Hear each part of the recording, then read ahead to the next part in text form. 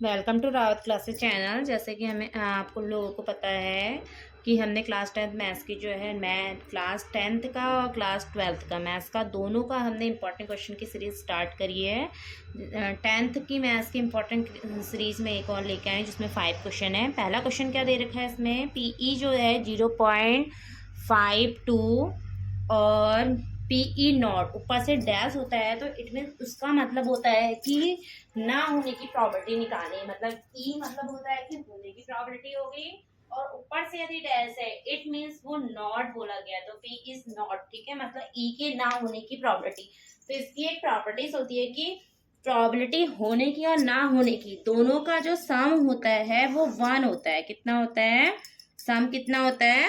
1 होता है। तो देखिए कैसे करेंगे हम इसे करेंगे पीई प्लस पीई नॉट, मतलब ना होने की कितना होगा 1। तो पीई कितना दे रखा है 0.52 पीई नॉट इक्वल टू 1। तो पीई नॉट कितना हो गया 1 माइनस 0.52। सब्ट्रैक्ट करना सबको आता होगा, फिर भी जिसको नहीं आता देख लीजिए।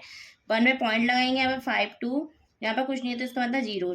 10 में से 2 क्या कितना आएगा 8, ये से कैरिंग लेगा तो यहाँ पर 9 बचेगा। 9 में से 5 क्या कितना है 4, और यहाँ पर कितना बचा 9। यहाँ पर 9 बचा, बताइए कितना बचा 0। तो कितना आ गया यहाँ पर पी नॉट कितना हो गया आपका 0.48। 1 मार्क्स का क्वेश्चन आता है। This is the most important question और छोटा सा क्वेश्चन है, छोड़ना नहीं है। प्रैक्टिस कीजिए, प्रैक्टिस करके इंसान परफेक्ट होता है। ठीक है, अभी से प्रैक्टिस करना स्टार्ट कीजिए। जैसे मैं रोज बता रही हूँ कि प्री बोर्ड आने वाले हैं और सीबीएसई की प्री बोर्ड फर्स्ट स्टार्ट हो रखे हैं, सेकंड स्टार्ट हो जाएंगे अब जनवरी में 12th यूके बोर्ड 10th और 12th दोनों का स्टार्ट होगा। उसके फरवरी में लास्ट क्लास या मार्च के स्टार्टिंग में आपके पेपर होंगे, तो आप प्रिपरेशन करना स्टार्ट कर दीजिए। ठीक है, क्वेश्चन नंबर सॉल्यूशन 2 क्या बोला है, एक डाई थ्रो करी, थ्रो मतलब उछाली है। ठीक है, गिरा उछाला है। तो find the probability of getting. सबसे पहले बोला गया है कि उसकी क्या, पहले बताओ डाई में टोटल नंबर होते कितने हैं। टोटल नंबर क्या होते हैं 6। कितने होते हैं 6। कौन कौन से 1 2 3 4 5 6। तो आपको पूछा है कि प्राइम नंबर की प्रोबेबिलिटी पूछी है। ठीक है, तो आप पी लिखिए और उसके ब्रैकेट में लिखिए आप प्राइम नंबर। पी मैंने इसलिए लगाया है क्योंकि पूरा ना लिखने से अच्छा है यह है कि प्राइम नंबर की प्रोबेबिलिटी। तो कैसे निकालोगे, वही अकर इवेंट्स अपॉन टोटल इवेंट्स। अकर इवेंट्स मतलब कि प्राइम नंबर कितने आते हैं, कितने प्राइम नंबर क्या होते हैं जो अपनी ही टेबल से क्या होते हैं डिवाइड होते हैं। तो कौन कौन से प्राइम नंबर 2 3 और 5 कितने हो गए 2 3 5 कितने हो गए 3 हो गए ना, अपॉन में 6 तो कितना हो गया 1/2। ठीक है, अब आपको प्राइम प्रोबेबिलिटी दूसरी निकालनी है जो नंबर लाई करेगा किसके बीच में, बिटवीन 2 एंड सी। तो यहाँ पर लिखोगे a number lying between 2 and 6। देखिए मैंने जो B/W लगाया ना, बिटवीन को शॉर्ट फॉर्म में लिखने का तरीका होता है। यहाँ पर भी वही अकर इवेंट्स अपॉन टोटल इवेंट्स। तो 2 और 6 के बीच में 2 और 6 हम इंक्लूड नहीं करेंगे। इन दोनों के बीच में कितने नंबर आ रहे हैं, देखिए 3 4 5। तो कितने नंबर आ रहे हैं हमारे 3। तो 3/6 तो कितना हो गया 1/2। ठीक है, थर्ड में प्रोबेबिलिटी क्या पूछी गई है, ऑड नंबर की। इसकी प्रोबेबिलिटी पूछी गई है ऑड नंबर की। ऑड नंबर की प्रोबेबिलिटी क्या, वही formula occurs event upon total events. ठीक है, अकर इवेंट्स ऑड कितने हैं आपके 1 3 5, तो कितने हो गए यहाँ पर 3, और टोटल कितने हो गए 6, तो कितना हो गया 1/2। ठीक है, इस तरह से करते हैं सबके आंसर 1/, और ये क्वेश्चन आता है 3 मार्क्स का। 1 मार्क्स का आला 1 ये आला 1, तो टोटल कितने हो गए 3 मार्क्स। ठीक है, इंपॉर्टेंट क्वेश्चन है, इसे कीजिए। थर्ड क्वेश्चन मैंने प्रोबेबिलिटी से लिए, वो क्या किससे लिया है, ट्रिग्नोमेट्री से लिया है। देखिए ट्रिग्नोमेट्री का क्वेश्चन मैंने थर्ड लिया है, क्या है वो क्वेश्चन,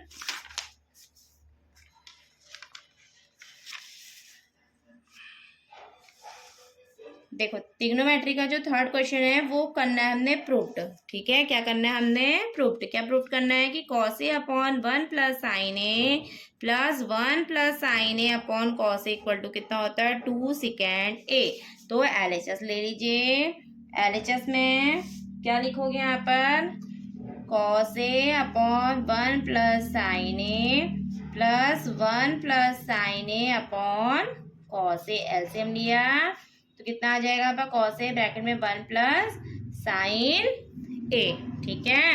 इन दोनों के एलसीएम लेने पर यहाँ पर 1 प्लस साइन यहाँ पर क्या नहीं है? कॉस। तो कॉस से ऊपर मल्टीप्लाई करोगे कॉस स्क्वायर है और ये हो जाएगा 1 प्लस साइन ए का होल स्क्वायर। फॉर्मूला लगा दीजिए। ए प्लस बी का whole square A square plus B square plus 2 AB, ठीक है।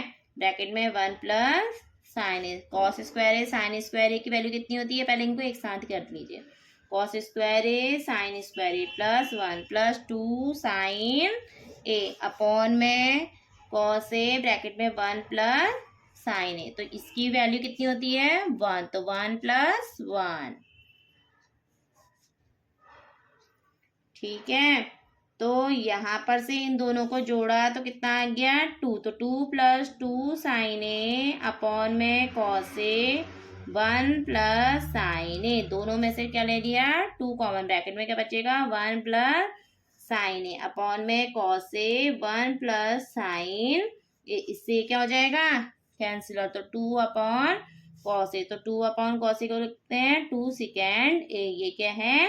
आरएचएस। तो एलएचएस बराबर आरएचएस। ये हमने करा प्रूव्ड, ठीक है।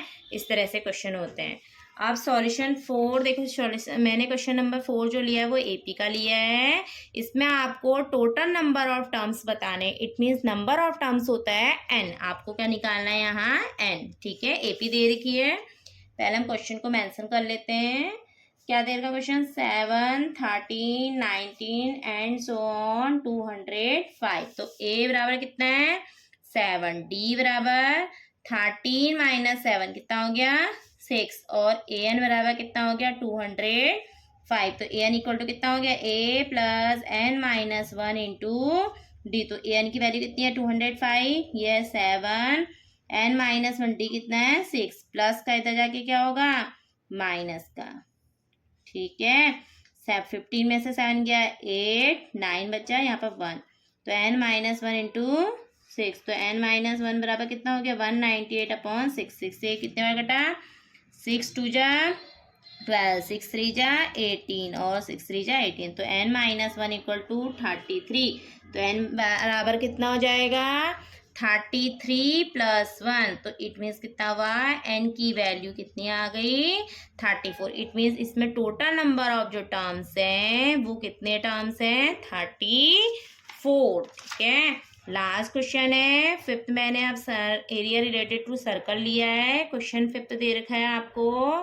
Find the area of quadrant of a circle who circumference is 22 centimetre. Area of quadrant क्या होता है? जरा ध्यानपूर्वक सुनो। ये है सर्कल। सर्कल के कितने पार्ट हो गए? 1 2 3 4, 4 पार्ट्स हो गए। इसका इतना पार्ट जब एक पार्ट लोगे, ये पार्ट, ये कहलाएगा इसके लिए क्वाड्रेंट। क्या कहलाएगा? क्वाड्रेंट, ठीक है। तो हम इसको सबसे पहले कैसे करेंगे? जो चीज हमें दी है, क्या दी है हमें? Circumference. Circumference of a circle क्या दे रखा है? 22 सेंटीमीटर। सर्कमफ्रेंस क्या होती है सर्कल की? 2 पाई आर। यहाँ पर पाई की वैल्यू पुट करो। 22/7 इंटू आर इक्वल टू 22। 22 से 22 क्या हो जाएगा? कैंसिल। और तो आर बराबर कितना हो गया? 7/2 सेंटीमीटर, ठीक है। अब आपको निकालना है एरिया ऑफ क्वाड्रेंट। क्या निकालना है?